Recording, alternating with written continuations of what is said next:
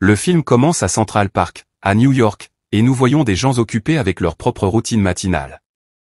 Deux filles blondes profitent du beau temps lorsque l'une d'elles entend un cri.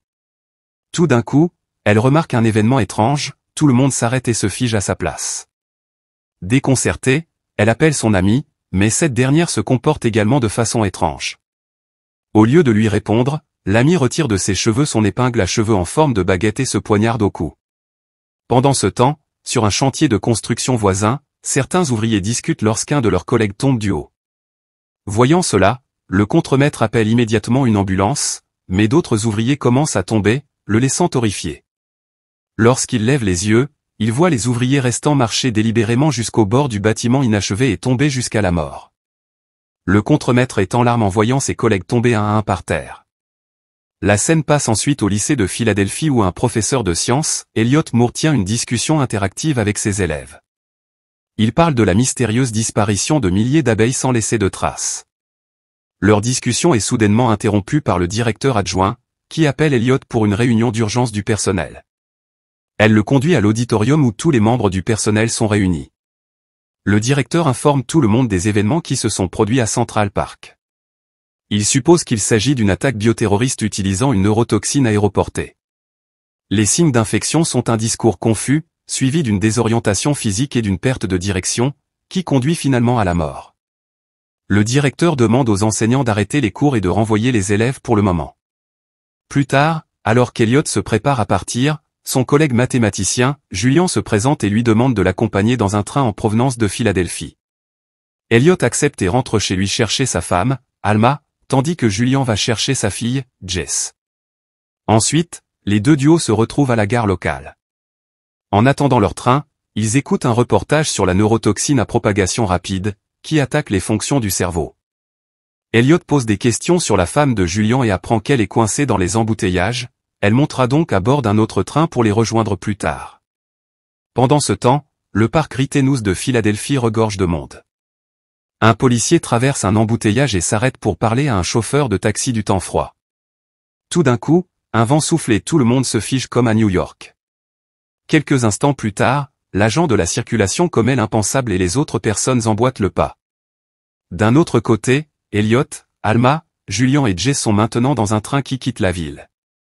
En chemin, les passagers à bord commencent à bavarder à propos de la nouvelle dévastatrice selon laquelle Philadelphie ainsi que Boston sont touchés par les toxines.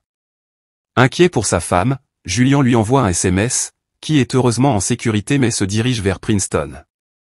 Peu de temps après, le train s'arrête de manière inattendue dans une petite ville appelée Filbert, car les conducteurs ont perdu le contact radio avec tout le monde. Suite à cela, tous les passagers confus s'installent dans un petit bistrot pour manger. Jess se sent déprimé parce que sa mère lui manque, alors Elliot essaie de la réconforter. En tant qu'enseignant, il sait comment gérer les enfants et est capable de leur faire sourire. Peu de temps après, une femme à côté des deux montre une vidéo troublante, un gardien de zoo entre dans la fosse aux lions et se laisse manger. Quelque temps plus tard, l'attention des gens est captée par un reportage, informant les citoyens des événements actuels.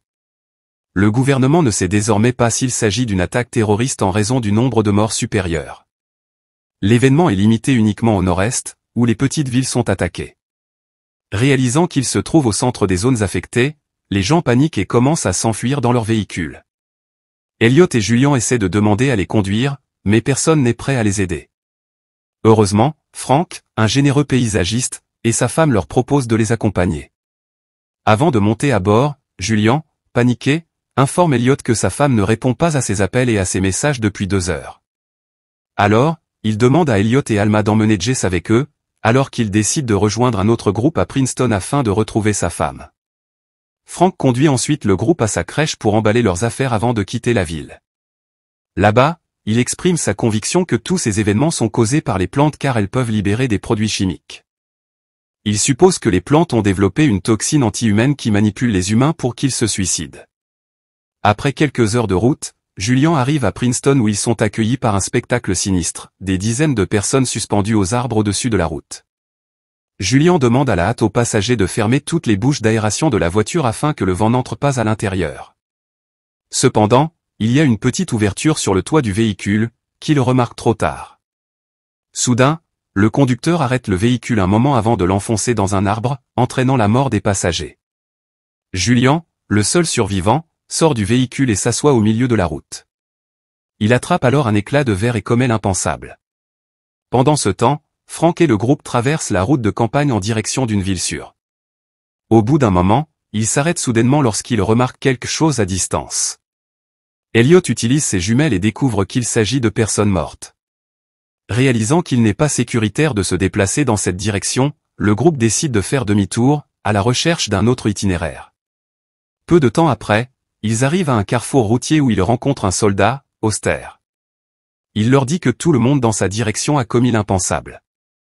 Finalement, les autres voitures y arrivent également, tous rapportant des horreurs similaires sur leur chemin confrontés à la mort dans toutes les directions. Ils décident d'attendre là-bas et de réfléchir à la prochaine étape.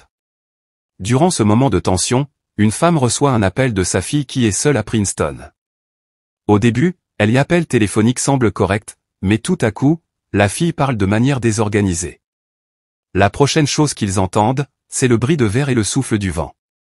Cela fait comprendre à Elliot que Princeton a également été infecté et que Julian n'est plus. Quelque temps plus tard, un agent immobilier dit aux gens qu'il y a une petite ville à proximité et suppose qu'elle est sûre. Oster suggère qu'ils se dirigent vers le même et y attendent que ce fléau disparaisse. Les survivants se séparent en deux groupes, Elliot, Alma et Jess font partie du plus petit groupe, tandis que Frank et sa femme font partie du plus grand groupe dirigé par Oster. En route, une forte brise fait osciller les plantes vers le groupe d'Oster.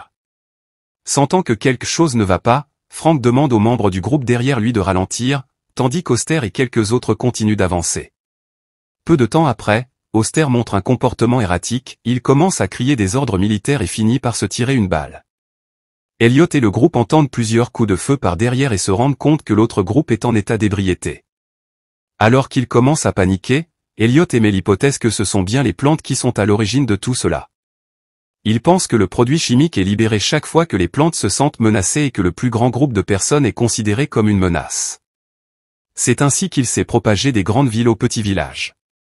À ce moment-là, un vent fort commence à souffler dans leur direction, alors Elliot leur demande rapidement de se diviser en petits groupes. Le vent passe à côté d'eux et ils se préparent tous au pire. Mais étonnamment, rien ne leur arrive, ce qui prouve que l'hypothèse d'Elliot est vraie.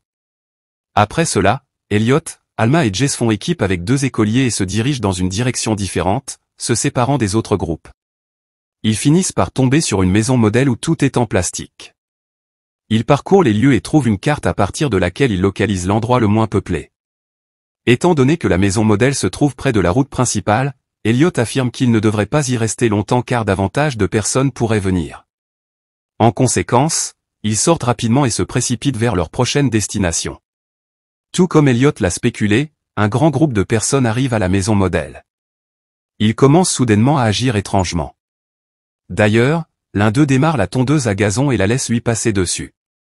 Poursuivant leur voyage, Elliot et le groupe repèrent une maison barricadée, alors ils frappent à la porte pour demander de la nourriture. Cependant, l'homme à l'intérieur refuse de les aider, leur disant de s'enfuir. Furieux d'un comportement aussi impitoyable, les écoliers maudissent l'homme et commencent à donner des coups de pied dans la porte, sans tenir compte de l'avertissement d'Elliot. En représailles, l'homme grossier sort son fusil de chasse et abat les deux garçons, l'un dans la poitrine et l'autre dans la tête. Les trois autres d'entre eux sont horrifiés par cet horrible incident, alors ils s'enfuient rapidement. Après avoir marché un moment, le trio trouve une vieille source qui semble abandonnée. Elliot va vérifier et rencontre une propriétaire âgée excentrique et paranoïaque, Madame Jones. Supposant qu'ils sont perdus, elle les invite à l'intérieur et leur propose de la nourriture. Le groupe reçoit enfin un repas complet après être resté affamé toute la journée. Tout en mangeant, Elliot essaie d'informer Madame Jones du désastre qui se produit dans le monde extérieur, mais elle choisit de rester inconsciente. Malgré son caractère froid, la vieille femme leur propose une chambre pour y passer la nuit. Plus tard, Jess s'endort à cause de l'épuisement, tandis qu'Elliot et Alma ont une brève conversation. Pendant ce temps, ils entendent un craquement à l'extérieur de la pièce, ce qui incite Elliot à aller se faire inspecter. Ils trouvent Madame Jones debout, comme si elle marchait dans son sommeil. Elle affirme les avoir entendus chuchoter et les accuse d'avoir de mauvaises intentions. Elliot essaie de s'expliquer, mais la vieille dame refuse d'écouter et s'éloigne. Le lendemain matin, Elliot se réveille et constate que sa femme et Jess ne sont pas sur le lit. Il descend ensuite les escaliers et frappe dans la chambre de Madame Jones pour lui demander où il se trouve. Cependant, il ne trouve qu'une poupée effrayante allongée sur son lit. Quelques secondes plus tard, la vieille dame apparaît de dos et l'accuse d'être un voleur. Elle leur ordonne de partir immédiatement avant de sortir en trombe. Elliot décide de la suivre pour s'expliquer, mais il la remarque se comporter étrangement dans le jardin. Soudain, un vent souffle et sentant que quelque chose ne va pas, Elliot recule rapidement avant de verrouiller la porte de l'intérieur. Maintenant que Madame Jones est affectée par la toxine, elle se cogne la tête à travers les vitres, laissant le vent entrer. Dans un état de panique, Elliot s'enferme précipitamment dans une pièce et bloque l'espace sous la porte. À ce moment-là, il entend le rire d'Alma et de Jess à proximité.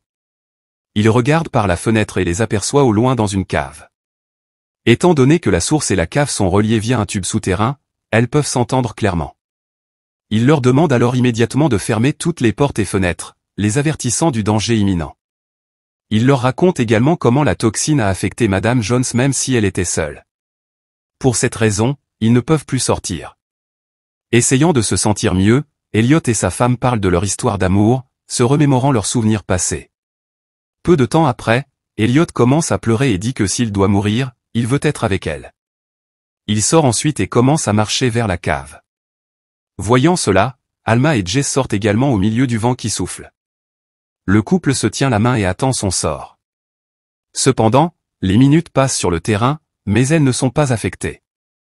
Cela les amène à se demander si la peste a pris fin juste avant qu'ils ne sortent. La scène avance ensuite rapidement jusqu'à 3 mois plus tard, et le trio est de retour en ville. Elliot et Alma se sont adaptés à leur nouvelle vie avec Jess comme fille adoptive. Pendant qu'Elliot va la déposer à l'école, Alma fait un test de grossesse et obtient un résultat positif. À la télévision, un expert compare l'événement naturel à une marée rouge et prévient que l'épidémie pourrait n'être qu'un signe avant-coureur d'une catastrophe mondiale imminente. Le film se termine dans le jardin des Tuileries, à Paris, où les gens vivent les mêmes phénomènes que ceux qui se sont produits à Central Park.